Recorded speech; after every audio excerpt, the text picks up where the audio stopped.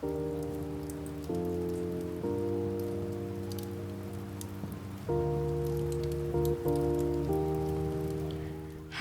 my culty crime crew, it's Bubbles, back with another episode of Cozy Cults and Crimes. Get ready to snuggle up, grab your favourite beverage, and join me as we delve into another chilling tale from the darker side of humanity. Before we begin, as always, I want to give a quick content warning.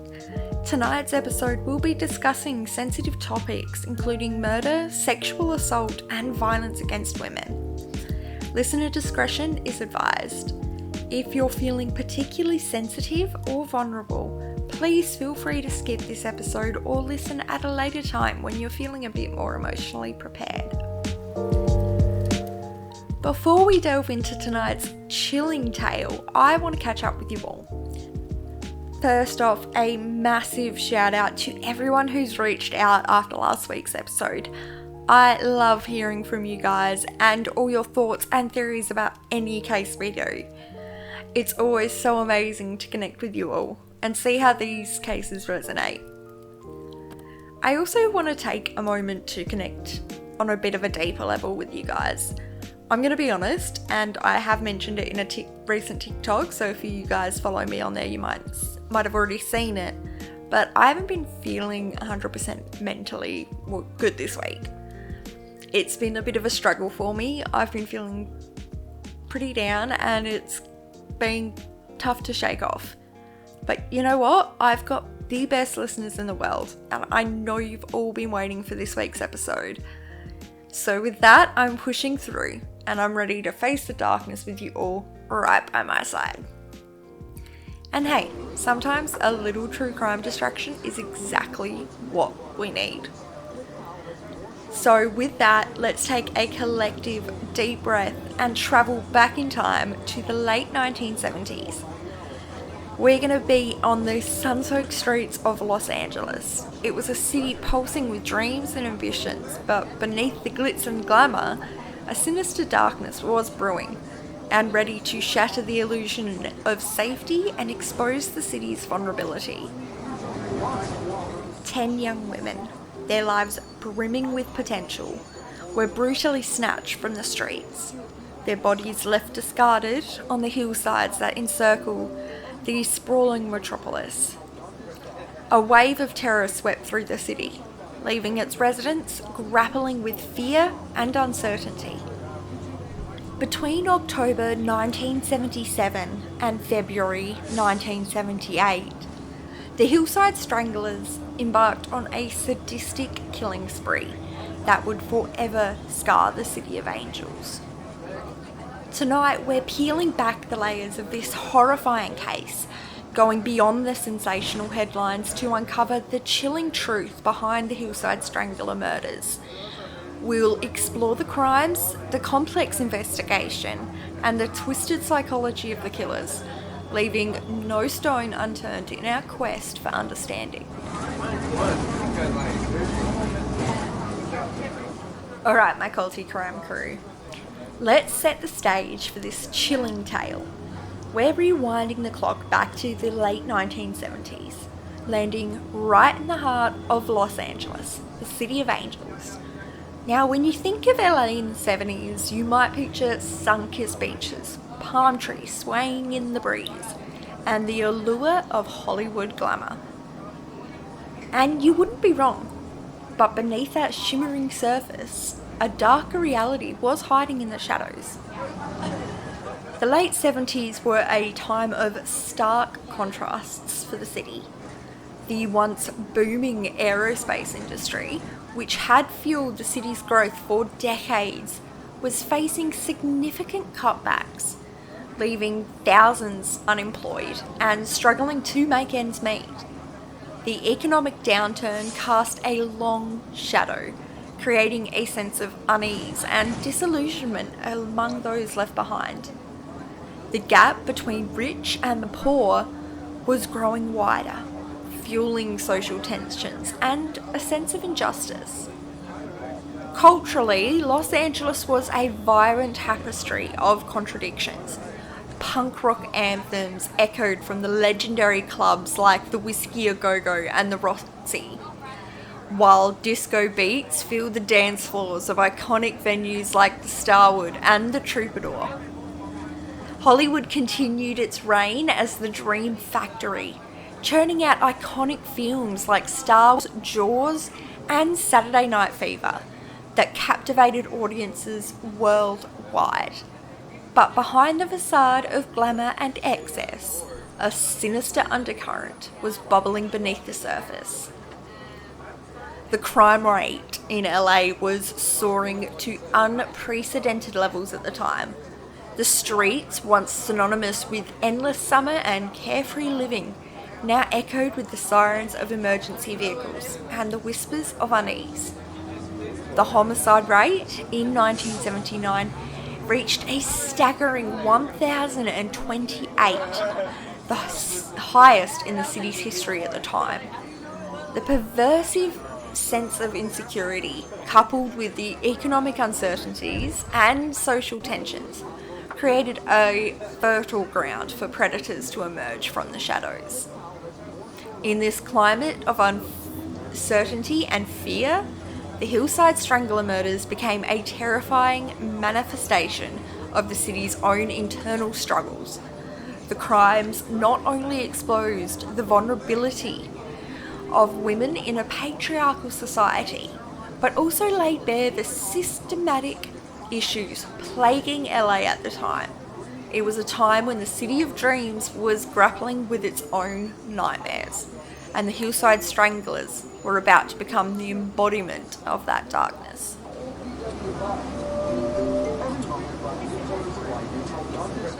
Now, my crew, brace yourselves, because we're about to step into some of the darker stuff.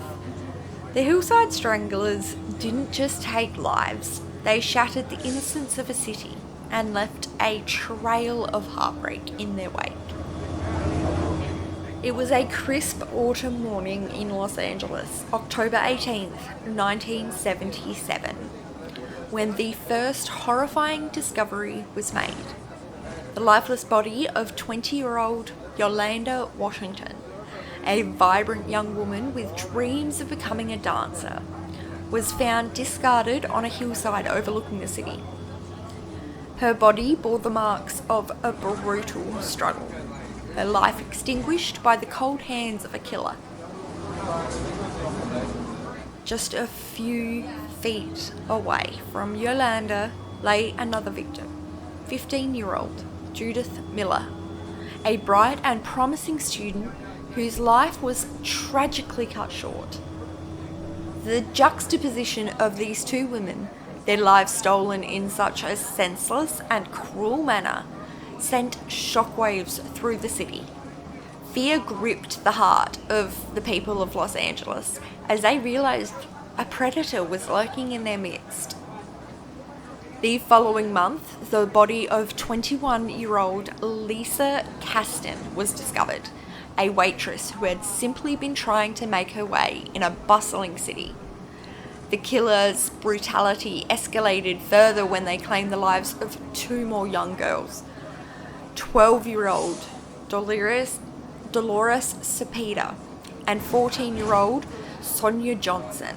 Dolores, a cheerful young girl known for her love of animals, was abducted from a bus stop, while Sonia, a talented artist with a gentle spirit, vanished while walking home from school.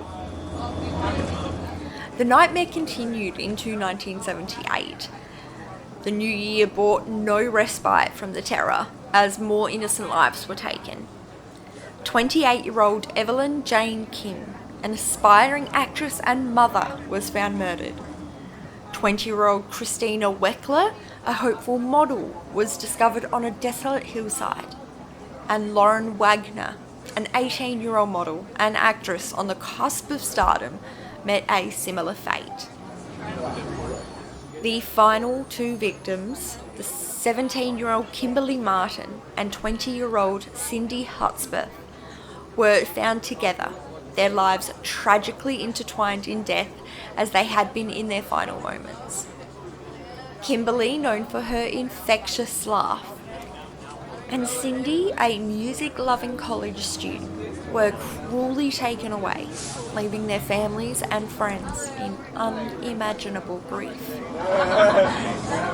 Yolanda, Judith, Lisa, Dolores, Sonia, Evelyn, Christina, Lauren, Kimberly, and Cindy. 10 young women, 10 vibrant lives stolen. I want to take a moment just to honour their memory.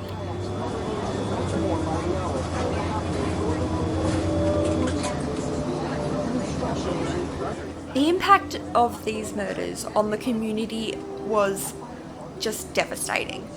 A wave of terror swept through LA as women were warned to stay indoors and avoid strangers.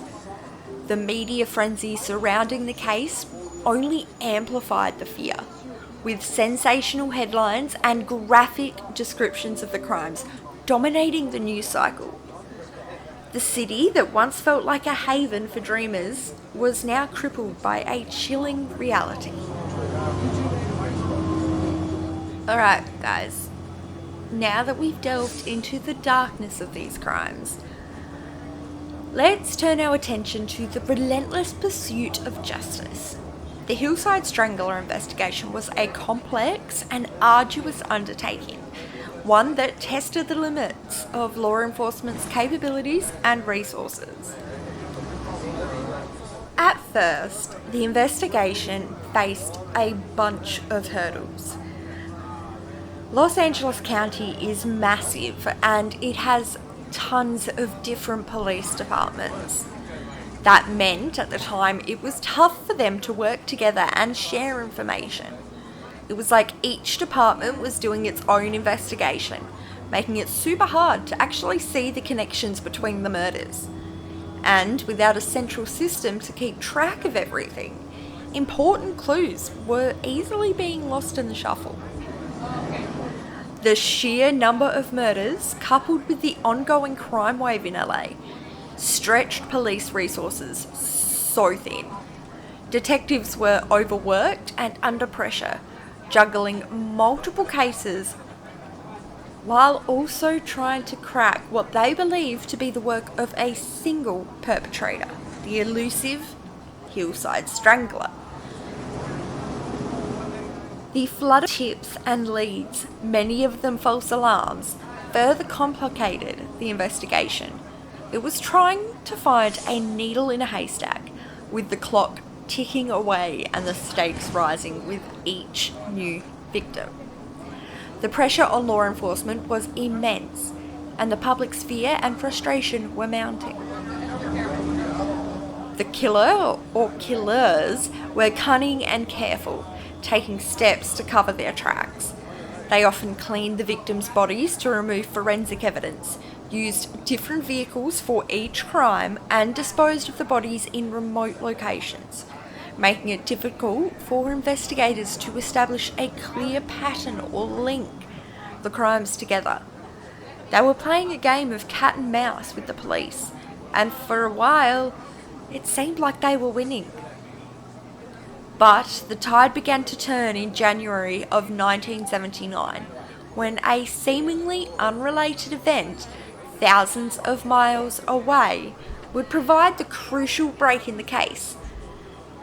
In Bellingham, Washington, a man named Kenneth Bianchi was arrested for the murder of 2 young women. Now, the similarities between the murder of these 2 young women and the Hillside Strangler cases raised suspicions, and detectives from LA travelled to Washington to interview Bianchi. During those interviews, Bianchi inadvertently revealed details about the LA murders that only the killer would know. This, coupled with other incriminating evidence, led to his extradition to California to face charges in the Hillside Strangler case. It was a major breakthrough, a glimmer of hope in a seemingly endless darkness. The pieces of the puzzle were finally starting to fall into place, but the investigation was far from over. Bianchi's arrest opened a new chapter, one that would shatter the initial assumption of a lone killer. Evidence pointed to an accomplice, and Bianchi's revelations ultimately led detectives to his older cousin, Angelo Bueno Jr. The realization that there were two killers involved sent shockwaves throughout the investigation, forcing the police to reevaluate their strategies and evidence. The police still had to form a solid case against both guys, and that's where forensic evidence stepped in as a silent witness.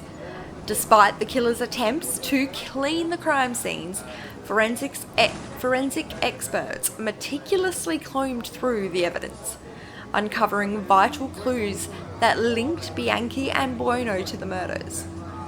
Fibres, hair samples, tyre tracks, they all told a story that the killers just couldn't deny. Witness testimony and psychological profiling also played crucial roles in the investigation. Several witnesses came forward with information about Bianchi and Bueno's suspicious activities, and the FBI's Behavioural Science Unit created a psychological profile of the killers that helped investigators understand their motivations and modus operandi. The combined efforts of law enforcement agencies, forensic experts, witnesses, and the psychological profilers ultimately led to the capture and the conviction of the Hillside Stranglers, Kenneth Bianchi and Angelo Bueno Jr. But the investigation was not without its flaws and controversies. The initial lack of communication between the different agencies, the intense media scrutiny, and the reliance on Bianchi's testimony, which was later questioned, all raised concerns about the integrity of the investigation. Despite these challenges, justice was ultimately served, but the Hillside Strangler case left a lasting impact on the community, exposing the dark underbelly of a city grappling with social unrest and a rising tide of violence. It also led to important changes in law enforcement procedures, ensuring that future investigations would be more efficient and effective. Now guys, it's time to delve into the minds of the monsters behind these horrific crimes. But before we do, I want to make it very clear that I am not a psychologist or a psychiatrist. I am just a true crime enthusiast, trying to make sense of the darkness. So we'll be looking at information available to me and trying to understand the twisted psychology of Kenneth Bianchi and Angelo Bueno Jr., the Hillside Stranglers. Now, Kenneth Bianchi, the younger of the two cousins, was said to be a master manipulator with a fragile ego. Abandoned by his mother and raised by an emotionally distant adoptive mother, Bianchi's childhood was marked by instability and a lack of secure attachment. It's believed that this early trauma may have contributed to his narcissistic personality disorder, which is often characterized by a grandiose sense of self-importance, a constant need for admiration, and a profound lack of empathy for others. As Dr. Martin Orn, a leading expert on personality disorders, who observed during Bianchi's trial, said he saw women as objects to be conquered and controlled, using his charm and charisma to manipulate them into vulnerable positions. Bianchi craved validation and attention, often fabricating stories about his achievements and experiences to impress others. He even went so far as to feign multiple personality disorder during the trial, claiming an alter ego named Steve was responsible for the murders. This elaborate deception ultimately failed though, but it revealed the depths of his self-preservation instincts and his unwillingness to face the consequences of his actions. Angelo Bueno Jr., the older and more dominant of the two, was a seething cauldron of rage and misogyny. From a young age, Bueno exhibited a pattern of aggression and violence, displaying a blatant disregard for authority. This early antisocial behaviour, experts believe, laid the groundwork for the darkness that would eventually consume him. Bueno harboured a deep-seated resentment towards women, rooted in his own insecurities and feelings of inadequacy. He viewed them as objects of conquest and domination, expressing his anger and frustration through acts of sexual violence. His misogyny was not just a matter of words, but a driving force behind his actions, evident in the brutal torture and degradation he inflicted upon his victims. The twisted dynamic between these two cousins created a toxic partnership. Bianchi's need for approval and Buono's need for control fueled their escalating crimes. Bianchi found a twisted sense of belonging and purpose in fulfilling Buono's dark desires, and Bueno relished the power he held over his younger, more impressionable cousin. Their combined pathologies created a perfect storm of depravity, resulting in a reign of terror that shook LA to its core. As forensic psychologist Dr. Helen Morrison, who interviewed both Bianchi and Bueno extensively, noted together they formed a deadly symbiosis. Bianchi's charms and manipulative skills lured victims into their trap, while Bueno's sadistic urges drove the escalating violence. The capture of Kenneth Bianchi and Angelo Bueno Jr. marked a turning point in the Hillside Strangler case, but the pursuit of justice was very far from over.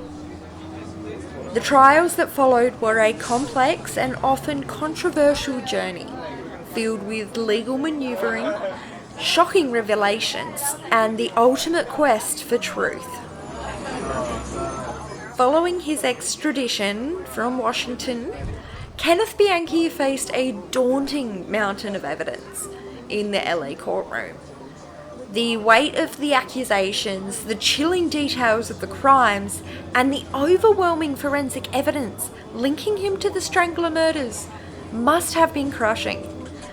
Faced with the prospect of the death penalty, Bianchi, in a desperate bid for leniency, made a fateful decision.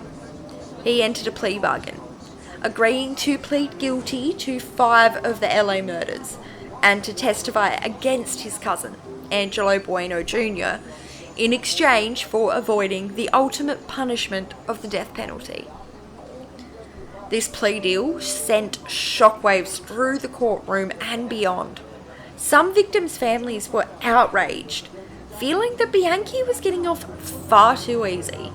The idea of him escaping the death penalty, the very fate he had inflicted upon those innocent victims of his, was a bitter pill to swallow. The courtroom became a battleground of emotions as the families grappled with the complexities of the legal system and the desire for retribution.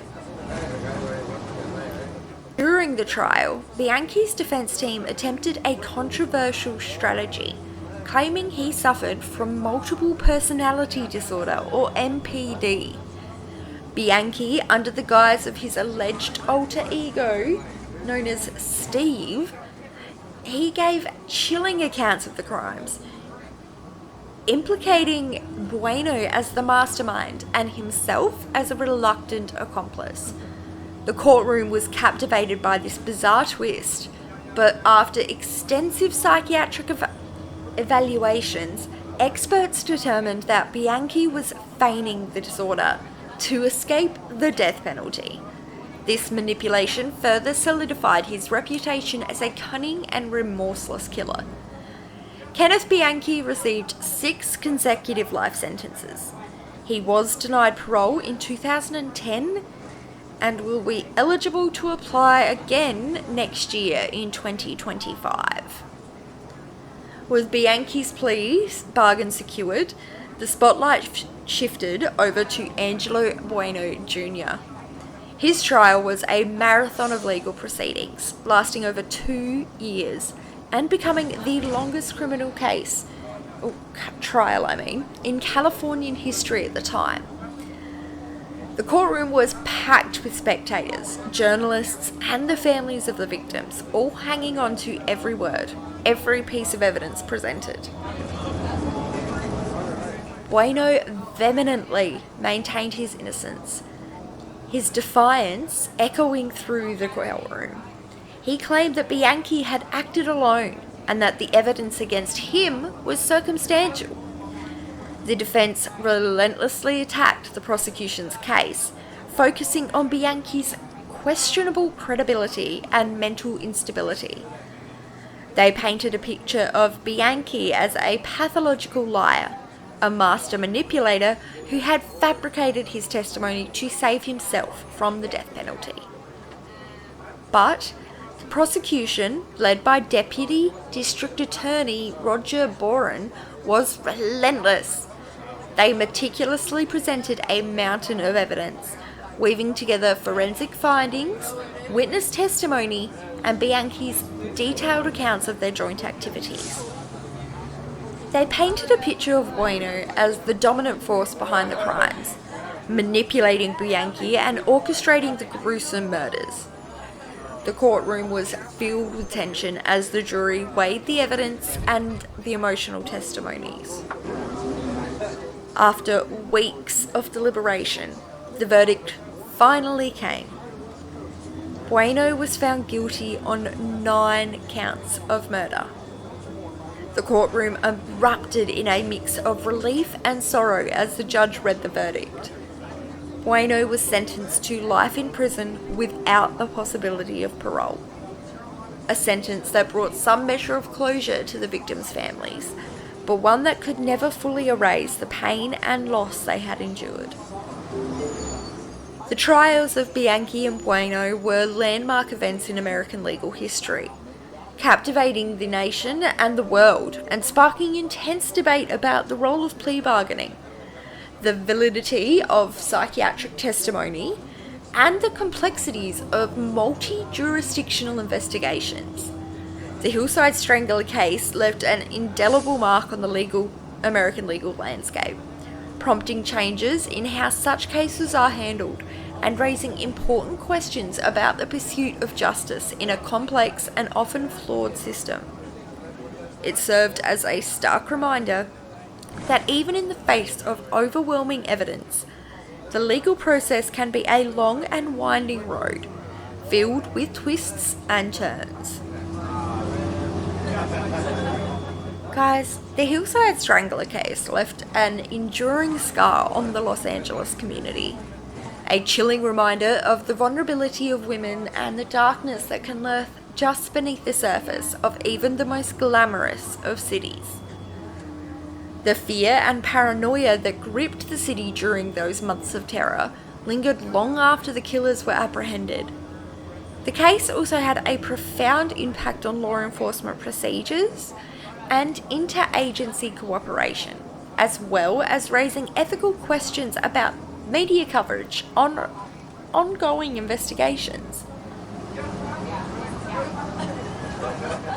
The trauma inflicted by these killers shattered the sense of safety and security in LA. Women were afraid to walk alone at night, and parents were hesitant to let their daughters out of their sight. The murders also heightened racial tensions, as some of the victims were from minorities, fueling speculation and distrust within the community. The psychological impact was so deep and lasting, with many women reporting heightened anxiety and fear long after the guys were apprehended. The city that once pulsed with the energy of dreams and ambition was now haunted by the spectre of violence and vulnerability. They not only had to cope with the loss of their loved ones, but also endure the graphic details of the crimes that were constantly replayed in the media. The trauma inflicted by the Hillside Stranglers continues to reverberate through the lives of those who were directly affected, as well as the broader community, serving as a chilling reminder of the fragility of life and the enduring pain of loss. The scars left by these crimes are not easily healed, and the echoes of their terror continue to haunt the collective memory of LA.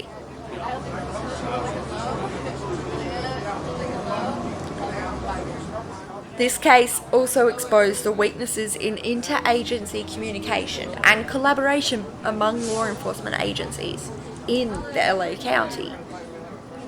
The lack of coordination in the early stages of the investigation hindered progress and allowed the killers to continue their spree. The case served as a major wake-up call, highlighting the urgent need for change. As a result, there were significant changes implemented in how law enforcement agencies shared information and worked together.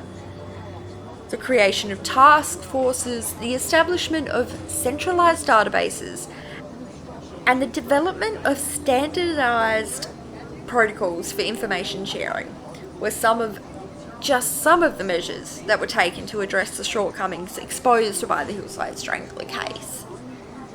These reforms have helped improve the efficiency and effectiveness of investigations, particularly in complex multi-jurisdictional cases, and have become standard practice in modern law enforcement.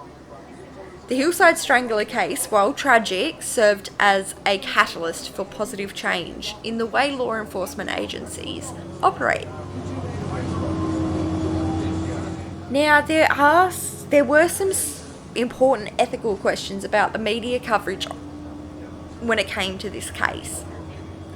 The intense media scrutiny, fueled by the sensational nature of the crimes, put immense pressure on law enforcement to solve this case quickly. However, the constant speculation and sensationalized reporting often hindered the investigation by creating false leads and fueling public hysteria. The case served as a cautionary tale about the potential dangers of media interference in investigations, prompting discussions about the balance between the public's right to know and the need to protect the integrity of ongoing investigations. Although Bianchi and Bueno were convicted and both sentenced to life imprisonment, the case continues to haunt the families of the victims. Some family members have questioned Bianchi's testimony and believe there may be other victims who have yet to be identified. Their ongoing pursuit of justice and closure serves as a reminder of the lasting trauma inflicted by these heinous crimes. The fight for truth and accountability continues, even decades after the Hillside Stranglers were brought to justice.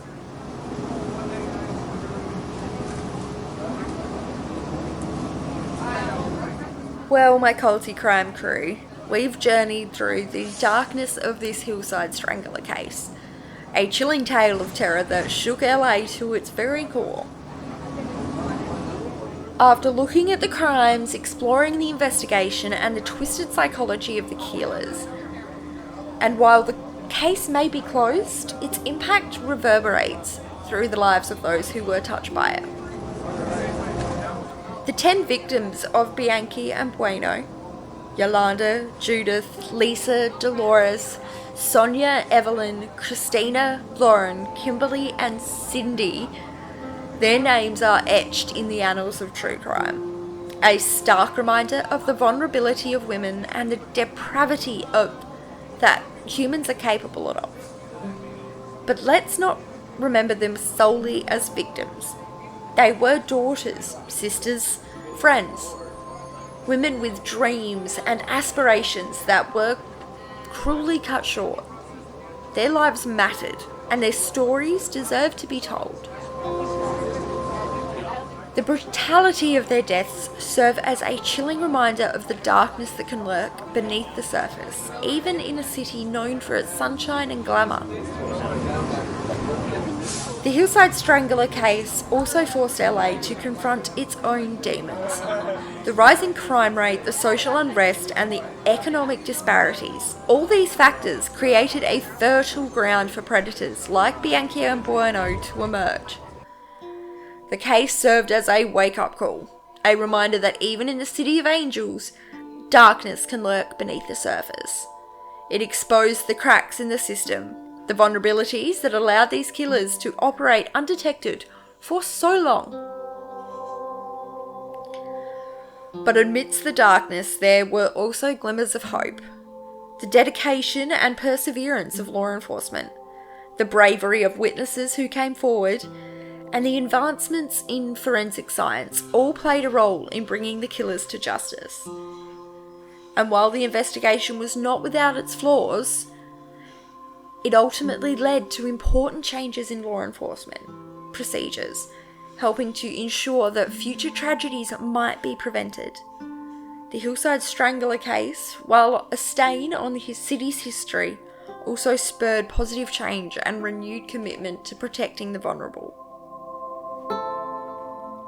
Now, my culty crime crew, I know that delving into these dark stories can take an emotional toll. It's okay to feel a bit overwhelmed, saddened, or even angered by the events we've discussed in this episode. True crime can be a fascinating and even cathartic experience, but it's important to acknowledge the weight of these stories and take care of your mental well-being. If you find yourself struggling with anxiety, depression, or any mental health issues or challenges, please don't ever hesitate to reach out for help. Remember, you're not alone. As I said at the start of the episode, I've been struggling with my own mental health issues lately too, and there are resources available, and seeking support is a sign of strength, not weakness.